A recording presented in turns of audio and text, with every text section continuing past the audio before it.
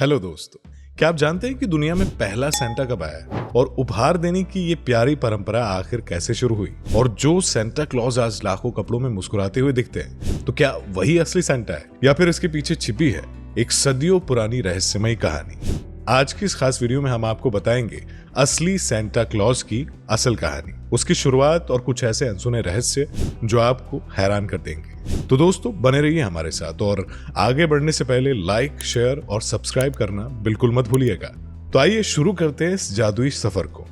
Santa Claus, जिन्हें Saint Nicholas, Saint निक, father Christmas, Chris Kringle या सिर्फ सेंटा के नाम से भी जाना जाता है, ये एक ऐसा किरदार है जिसने दुनिया भर के बच्चों के दिलों में एक खास जगह बनाई है। पश्चिमी ईसाई संस्कृति में ये मान्यता है कि सेंटा क्रिसमस की पूर्व संध्या के रात के अंधेरे में बच्चों के लिए उपहार लेकर आते हैं और ऐसा कहा जाता है कि सेंटा अपनी इस जादुई सफर में क्रिसमस एल्फ्स जो कि उनके वर्कशॉप में खिलौने बनाते हैं और उड़ने वाले रेंडियर्स जो उनकी स्लेज को आकाश में खींचते हैं और उनकी मदद लेते हैं। दरअसल सेंटा क्रिसमस की लोकप्रिय छवि 4वीं शताब्दी के ईसाई बिशप सेंट निकोलस से प्रेरित है, जिन्हें बच्चों का संरक्षक माना जाता था। और सेंट निकोलस अपनी उदारता और गुप्त रूप से उपहार बांटने के लिए प्रसिद्ध हुए थे। उन्होंने कई जरूरतमंद लोगों की मदद की और ऐसे में उनकी कहानियां धीरे धीरे लोक कथाओं का हिस्सा बन गई और यही कारण है कि उन्हें उपहार देने वाले संत के रूप में जाना जाने लगा।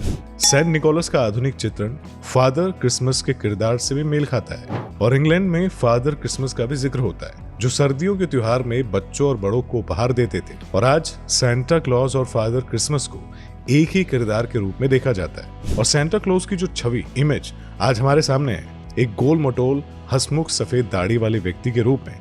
इसी के साथ साथ 19वीं सदी में उत्तरी अमेरिका में भी ये छवि उभरी और सेंटा क्लॉज की ये छवि मुख्य रूप से डच अपरवासियों द्वारा लगाई गई लोक कथाओं से प्रेरित थी, जिन्होंने सेंटा क्लॉज की कहानी न्यू एम्स्टर्डम यानी कि आज के न्यूयॉर्क शहर तक पहुंचाई। 19वीं सदी में कविताओं, किताबों और चित्रों के माध्यम से सेंटा की छवि को और विस्तार मिला। क्लेमेंट क्लार्क मूर की प्रसिद्ध कविता अगर सेंट निकोलस और थॉमस नास्ट के कार्टून चित्रण ने सेंटा को आज के रूप में गढ़ने में एक अहम भूमिका निभाई। तो कौन थे असली सेंटा क्लॉज?